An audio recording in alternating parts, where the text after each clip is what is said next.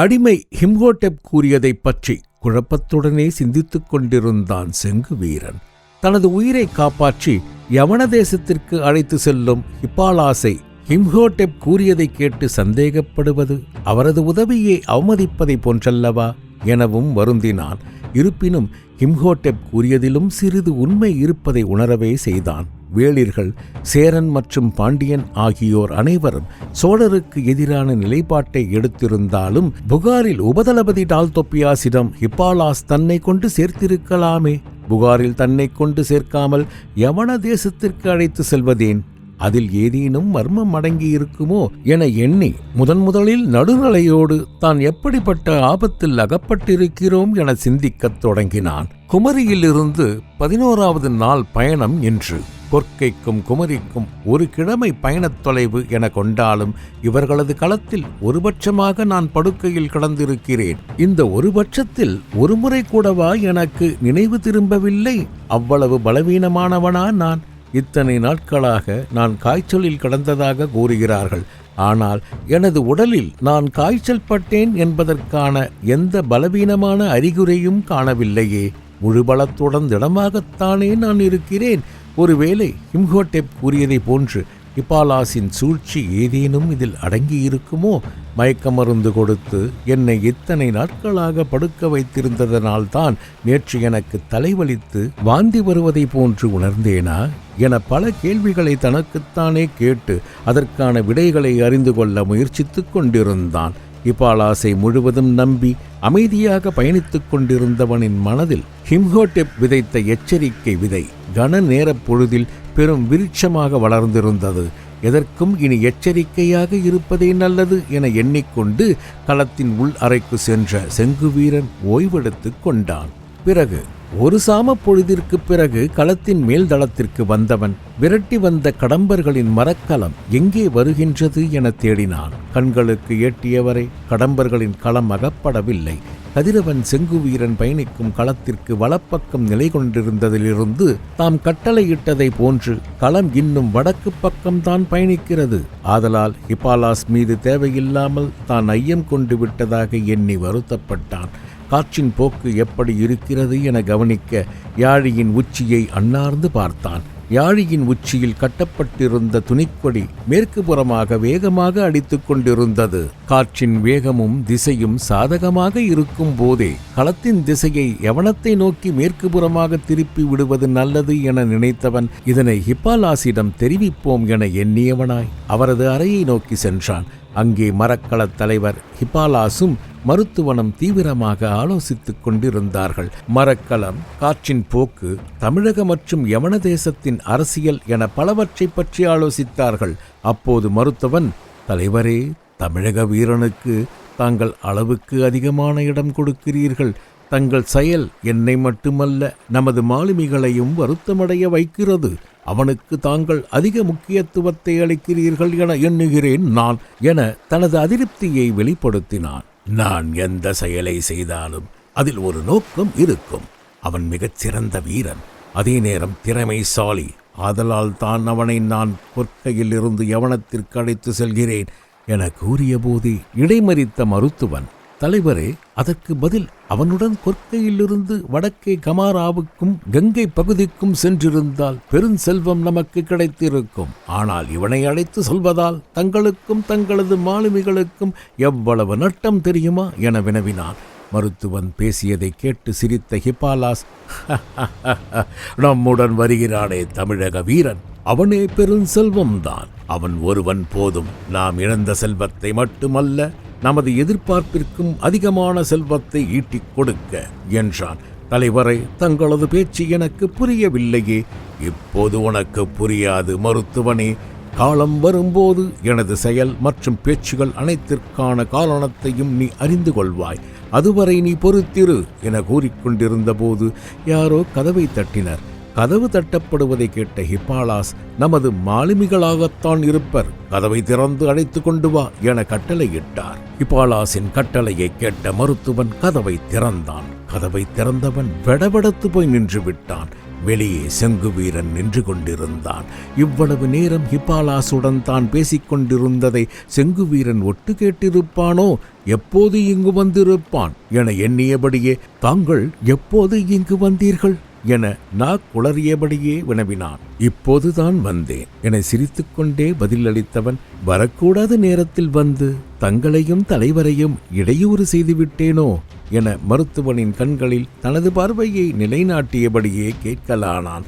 செங்குவீரனின் கண்களை நேருக்கு நேர் பார்த்து பேச இயலாத மருத்துவன் அவனது பார்வையிலிருந்து தனது பார்வையை விலக்கியபடியே என்ன கூறுவதென்று தெரியாமல் தடுமாறியபடியே நின்று கொண்டிருந்தான். திடீரென்று மருத்துவனின் குழப்பத்தையும் பதற்றத்தையும் கவனித்து விட்ட ஹிப்பாலாஸ் வெளியே வந்து பார்த்தார். செங்குவீரன் வெளியே நிற்பதை கண்டவர், வா வீரனே, உன்னைத்தான் நான் எதிர்பார்த்து கொண்டிருந்தேன், நீயே வந்து விட்டாய் என மகிழ்ச்சியுடன் செங்குவீரனை வரவேற்று ஆசனத்தில் அமர வைத்தார். குழப்பத்துடன் அவரது முகத்தையே பார்த்து கொண்டு அமர்ந்திருந்தான் செங்குவீரன். என்ன காரணமாக என்னை தேடி வந்திருக்கிறாய் என வினவினார். நாம் வடக்கு பக்கமாக மரக்களத்தை திருப்பியதும் கடம்பர்களின் களம் நம்மை பின்தொடர இயலாது என எண்ணி பின்வாங்கி விட்டார்கள். கடம்பர்கள் பின்வாங்கி விட்டார்களா? ஆம், நல்லது. காற்றின் திசையும் நமக்கு சாதகமாகத்தான் இருக்கிறது. களத்தை மேற்கு நோக்கி திருப்பி யவனத்தை நோக்கி பயணத்தை தொடங்க இதுவே தக்க தருணம் என எண்ணுகிறேன். நான் வந்து பார்க்கிறேன், நீ மேல்தளத்திற்கு செல் என ஹிப்பாலாஸ் கூற அங்கிருந்து செங்குவீரன் நகர்ந்தான். இவன் மிகவும் திறமைசாலி என்று நான் கூறினேன் அல்லவா? அதை நிரூபித்து விட்டு செல்கிறான் பார். நமது மாலுமிகளுள் எவனாவது கடம்பர்களின் களம் பின்வாங்கியதை கவனித்தார்களா? யவனம் செல்வதற்குள் இவன் கடற்பயணம் குறித்த அனைத்தையும் கற்றுக்கொண்டு தேறி விடுவான். வா, நமது மாலுமிகள் என்ன செய்து கொண்டிருக்கிறார்கள் என கவனிப்போம் என கூறிய ஹிப்பாலாஸ் மருத்துவனையும் அழைத்து கொண்டு மேல்தளத்திற்கு சென்றார். அங்கே மாலுமிகள் அனைவரும் தேரலையும் மதுவையும் உண்டபடி சிலர் பாடியபடியும் சிலர் ஆடியபடியும் கழித்துக் கொண்டிருந்தார்கள். அதனை கண்ட ஹிப்பாலாஸ் மருத்துவனிடம், பார்த்தாயா நமது மாலுமிகளை என கூறியவர் சிரிக்கவே செய்தார். மருத்துவன் எந்த பதிலை உதிர்ப்பது என தெரியாமல் அமைதியாகவே நின்று கொண்டிருந்தான். கடும் ஆத்திரத்தை வரவழைத்துக் கொண்டு முகத்தை விகாரமாக மாற்றியவர் இடி முழங்குவதை போன்று, கடம்பர்களின் களம் இரு புறங்களிலிருந்தும் நம்மை விரட்டிக் கொண்டிருக்கிறது. நீங்கள் அதனை கவனிக்காமல் மதுவை குடித்துக் கொண்டு கும்மாளமிட்டுக் கொண்டிருக்கிறீர்கள். களத்தினை நேர் மேற்கு புறமாக செலுத்துங்கள் என கட்டளையிட்டார். ஹிப்பாலாஸின் கோபத்தைக் கண்டு நடுநடுங்கிய மாலுமிகள் போதையில் இருந்ததனால் எதனையும் பார்க்காமல் முதல் வேளையாக சுக்கானை திருப்பி களத்தை மேற்கு பக்கமாக செலுத்தினார்கள். அடிமைகள் தொடர்ந்து துடிப்பினை துழாவியதால் களம் விற்றென்று மேற்கு நோக்கி சென்றது. சிறிது நேரம் கழித்து தெளிவு பெற்ற மாலுமிகளுள் ஒருவன், தலைவரே, கடம்பர்களின் களங்கள் 2 நம்மை விரட்டுவதாக கூறினீர்கள். ஆனால் கடற்பரப்பில் கண்களுக்கு எட்டிய தொலைவு வரை எந்த களத்தையுமே காண இயலவில்லையே. தாங்கள் எந்த 2 மரக்களத்தை குறிப்பிட்டீர்கள் என வினவினான். ஹிப்பாலாஸ் பெரும் கோபத்துடன் அவனையே பார்த்து கொண்டு நின்றார். மற்ற மாலுமிகளும் என்ன கூறுவதென்று தெரியாமல் அச்சத்துடனே நின்று கொண்டிருந்தனர். உங்களிடம் பணியை ஒப்படைத்துவிட்டு களத்தினை திறம்பட செலுத்துவீர்கள் என நான் ஓய்வெடுக்கச் சென்றது எனது பிசகுதான் என கூறி அவர்களையே செருக்குடன் பார்த்து கொண்டு நின்றார். தலைவரே, தமிழக வீரர் மேல்தளத்திலே நின்று கவனித்துக் கொண்டிருந்தார். ஆதலால் தான் அவர் கடம்பர்களின் களத்தின் போக்கினை கவனித்துக் கொள்வார் என எண்ணி நாங்கள் ஓய்வெடுக்க வந்துவிட்டோம் என்றனர். ஆமாம், அனைவரும் கடுமையான வேலை செய்து களைப்படைத்து விட்டீர்கள். நிச்சயம் உங்கள் அனைவருக்கும் ஓய்வு தேவைதான் என மறைமுகமாக அனைவரையும் சாடினார். அங்கு நின்ற மாலுமிகளில் ஒருவன் எதையோ கூற வாயெடுத்தான். அதற்குள் முந்தி கொண்ட ஹிப்பாலாஸ், களம் நகர்வதற்கு காரணமானவர்கள் கட்டுண்டு கிடக்கும் அடிமைகள். பாவம் அவர்கள். ஓய்வெடுக்க வேண்டியவர்கள் அவர்கள்தான். ஆனால் நீங்கள் என மீண்டும் சாடினார். தலைவரே, நீண்ட கடற்பயணத்தின் போது நாங்கள் அனைவரும் மதுவை பருகி ஓய்வெடுப்பது வழக்கமான ஒன்றுதானே. ஆனால் இப்போது எங்கள் மீது எதற்காக கோபம் கொள்கிறீர்கள் என்றான் ஒருவன். அந்த தமிழக வீரன் களத்திற்கு வந்ததிலிருந்தும் அவன் கண்விழித்து நடமாடத் தொடங்கியதிலிருந்தும் தாங்கள் எங்களை 2ஆம் பட்சமாக நடத்தத் தொடங்கிவிட்டீர்கள் என வருத்தத்துடன் தெரிவித்தான் மற்றொருவன். அடே, கடம்பர்களின் களம் பின்வாங்கி நெடுநேரம் ஆகிறது. யாராவது கவனித்தீர்களா? காற்றின் திசையும் நமக்கு சாதகமாக இருக்கிறது. யாராவது கவனித்து விட்டு வந்து தகவல் தெரிவித்தீர்களா? அல்லது களம் செல்லும் திசையை தான் மாற்றினீர்களா? தலைவன் இல்லாத நேரத்தில் வேண்டிய பணிகளை தொய்வின்றி செய்ய வேண்டும். அதைத்தான் இத்தனை வருடங்களாக உங்களுக்கு நான் கற்றுக் கொடுத்து கொண்டு வந்திருக்கிறேன். ஆனால் கடற்கடம்பர்கள் நம்மை விரட்டிக் கொண்டு வரும்போது நீங்கள் அனைவரும் மது அருந்திக் கொண்டு கேளிக்கையுடன் பொழுதை கழிக்கிறீர்கள். தலைவரே, நாங்கள் அனைவரும் மதுவை பருகியது பொழுதை மகிழ்ச்சியுடன் கழிப்பதற்காக அல்ல, மகிழ்ச்சிக்காக அல்லவா? இல்லை தலைவரே, வேறு எதற்காக? மனதில் இருக்கும் வருத்தத்தை போக்குவதற்காக. எனது களத்தில் எனது மாலுமிகளின் மனதில் வருத்தமா? ஆம் தலைவரே, தங்களைத் தவிர இங்கிருக்கும் மாலுமிகள் அனைவரும் வருத்தத்தில் தான் இருக்கிறோம். வருத்தத்திற்கு என்ன காரணம் என வினவினார் ஹிப்பாலாஸ். அனைவரும் அமைதியாகவே நின்றனர். அவர்களின் அமைதியை கண்ட ஹிப்பாலாஸ், நான் தான் கேட்கிறேனே, உடனே காரணத்தை கூறுங்கள் என கட்டளையிட்டார். அவரது கட்டளையை கேட்ட பிறகு மாலுமிகளுள் ஒருவன் கையை செங்குவீரனை நோக்கி காட்டினான். அவனது செய்கையை கண்டு அதிர்ச்சியடைந்த ஹிப்பாலாஸ், உங்களது வருத்தத்திற்கு காரணம் செங்கு வீரரா என அதிர்ச்சியுடன் வினவினார். நாம் அனைவரும் நெடுநாட்களாக பணியாற்றி வருகிறோம். நாம் நண்பர்களைப் போன்றவர்கள். செங்குவீரன் நமது களத்திற்கு வருகை தந்திருக்கும் விருந்தினன். தமிழகத்தின் செல்வாக்கு மிகுந்த படைத்தலைவர். அவருக்கு உரிய மதிப்பையும் மரியாதையையும் அளிப்பது நமது கடமை. கடந்த முறை சென்றபோது சோழர்கள் கமாராவில் நம்மை எப்படி வரவேற்று உபசரித்தார்கள் என பார்த்தீர்கள் தானே? கமாராவில் யவனர்தான் உபதளபதி. யவனர்களை மதிக்கும் சோழ உபபடைத்தலைவரை நாமும் மதித்து ஒழுக வேண்டும். ஒரு நாளும் செங்கு வீரரை நீங்கள் உங்களுக்கு போட்டியாக நினைக்க வேண்டாம். தலைவரே, நாங்கள் தமிழக வீரரை ஒரு நாளும் எங்களுக்கு போட்டியாக நினைத்து வருந்த மாட்டோம். அவர் மீது எங்களுக்கு பெரும் மதிப்பு உள்ளது. அப்புறம் எதற்கு உங்களது கவலைக்கு செங்கு வீரனை காரணம் கூறுகிறீர்கள்? தலைவரே, அவரை மட்டும் நாம் காப்பாற்றிக் கொண்டு யவனத்திற்கு திரும்பாமல் கமாராவிற்கு சென்று திரும்பியிருந்தால் இந்நேரம் நாம் பெருஞ்செல்வம் ஈட்டியிருப்போம். ஊருக்கு திரும்பும் போது பெருஞ்செல்வந்தனாக திரும்பலாம் என எண்ணி கனவு கண்டு கொண்டிருந்தோம். அப்படிப்பட்ட சூழலில் தாங்கள் தமிழக வீரரை காப்பாற்றிக் கொண்டு திரும்பி வந்தது எங்களுக்குள் அதிருப்தியை உண்டாக்கி இருக்கிறது. மாலுமிகள் கூறியதை கேட்டு சிரித்த ஹிப்பாலாஸ், அனைவரும் களத்திலிருந்து நிலத்தில் காலூன்றும் போது நீங்கள் எப்படி இருப்பீர்கள் என கனவு கண்டீர்களோ அந்த அளவிற்கு இல்லை, இல்லை, அதைவிட பல மடங்கு செல்வத்துடன் உங்களை நான் அனுப்பி வைக்கிறேன். இனி கவலையை விடுங்கள். ஹிப்பாலாஸ் கூறியது அனைவருக்கும் பேராச்சரியத்தை அளித்தது. தலைவரே, இது சாத்தியமா என வினவினான் ஒருவன். அனைத்தும் சாத்தியமே. எப்படி தலைவரே? நான் கூறியிருப்பவை நிச்சயம் நிறைவேறும். இனி உங்கள் கவலையை மறந்து பணிகளை கவனியுங்கள் என உத்தரவிட்டார். இனிமேல் இக்களத்தின் மாலுமிகளில் தமிழக வீரரும் ஒருவர். இன்றிலிருந்து எரித்திரியன் கடலில் யவன தேசம் வரை களத்தினை செலுத்த போகிறவரும் இவர்தான். அவருக்கு அனைவரும் பக்கபலமாக இருங்கள். நீங்கள் எப்படி கரையில் கால் வைக்கும் போது பெரும் செல்வத்தோடு செல்வீர்களோ அப்படியே செங்கு வீரரும் பட்டறிவு மிக்க கடலோடியாகவே கரையில் கால் பதிப்பார். அனைவரும் கிளம்புங்கள்.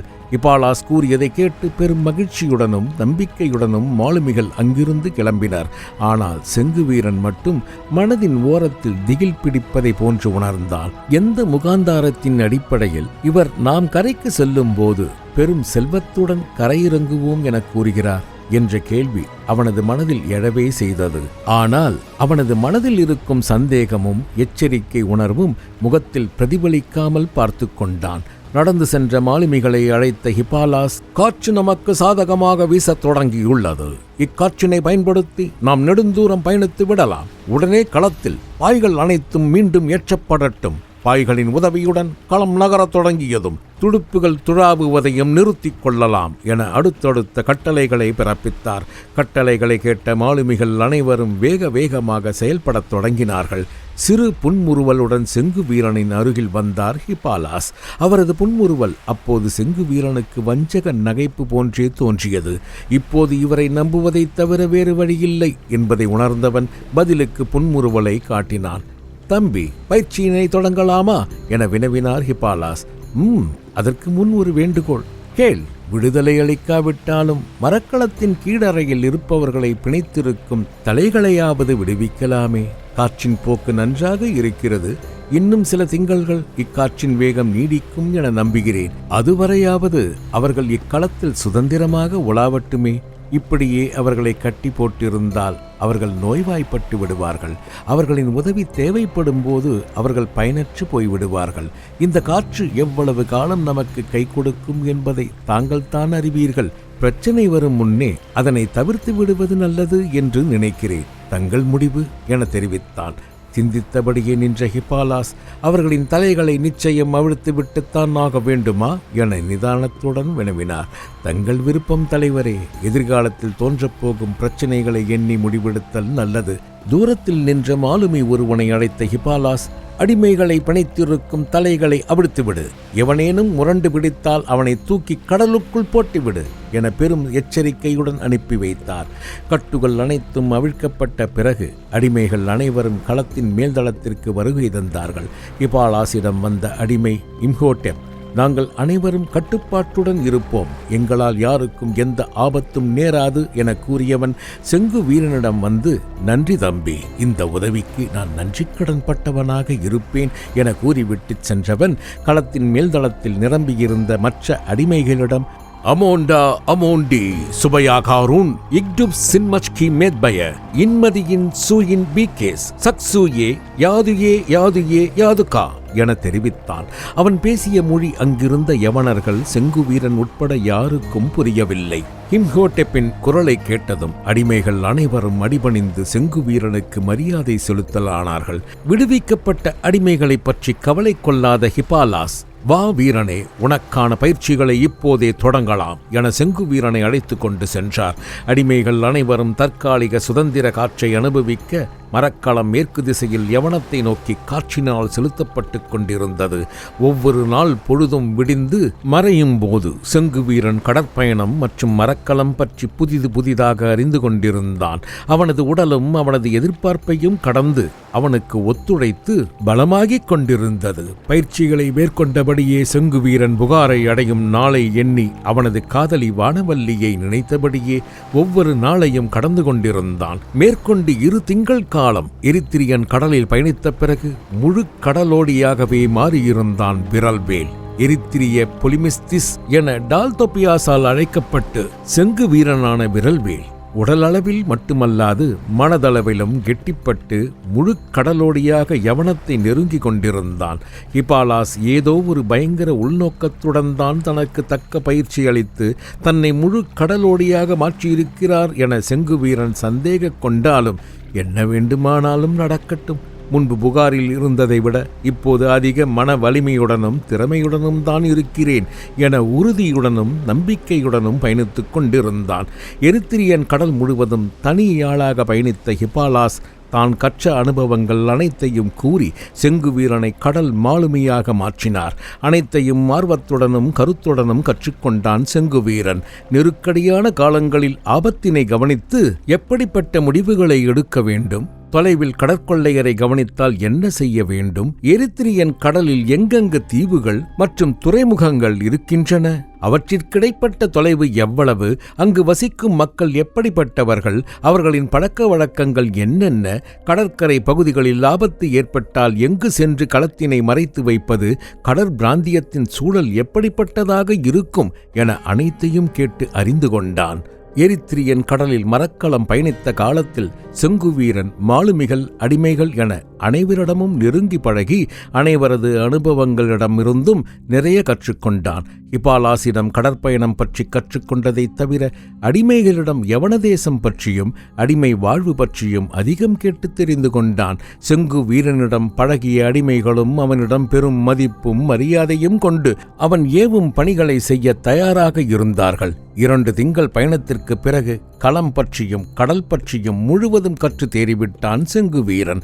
செங்குவீரன் மீது நம்பிக்கை தோன்றிய பிறகு களத்தினை செலுத்தும் பொறுப்பை செங்கு வீரனிடம் ஒப்படைத்த ஹிப்பாலாஸ் முழுவதும் ஓய்வெடுக்கத் தொடங்கிவிட்டார். அவ்வப்போது களம் செல்லும் போக்கு சரியானதாக இருக்கிறதா என ஆராய்ந்துவிட்டு சென்று விடுவார். அதன் பிறகு மாலுமிகளுக்கு தகுந்த உத்தரவுகளையும் கட்டளைகளையும் பிறப்பித்தபடியே செங்குவீரன் களத்தை செலுத்திக் கொண்டிருந்தான். இந்த பணியை செய்ய இவனை அனுப்பினால் அதனை சிறப்புடன் செய்து முடிப்பான் என அறிந்து வைத்திருப்பதே தலைவனுக்குரிய தலையாய் தகுதி எனும் திறனை திறனை இயற்கையாகவே பெற்றிருந்த செங்குவீரன் மாலுமிகளின் தனிப்பட்ட திறன் அனைத்தையும் கவனித்து அவர்களை ஏவி அனைத்து பணிகளையும் சிறப்புடன் செய்து கொண்டிருந்தான். அதன் பிறகுதான் அறிந்து கொண்டான் மாலுமிகளில் பலர் அடிமைகள் என்று. ஆனால் இவர்கள் களத்தின் துடுப்புகளை செலுத்தும் அடிமைகள் போன்று அல்லாமல் சற்று சுதந்திரம் வழங்கப்பட்டிருக்கும் அடிமைகள். மரக்கலம் துறைமுகத்தை அடைந்த பிறகு அடிமையாக இருக்கும் மாலுமிகள் விடுதலை பெற்று செல்வத்துடன் சுதந்திரமாக தங்கள் பயணத்தை தொடங்குவர். அடிமையாக இருந்து விடுதலை பெறப்போகும் மாலுமிகளை எண்ணிய செங்குவீரன் மகிழவே செய்தான்.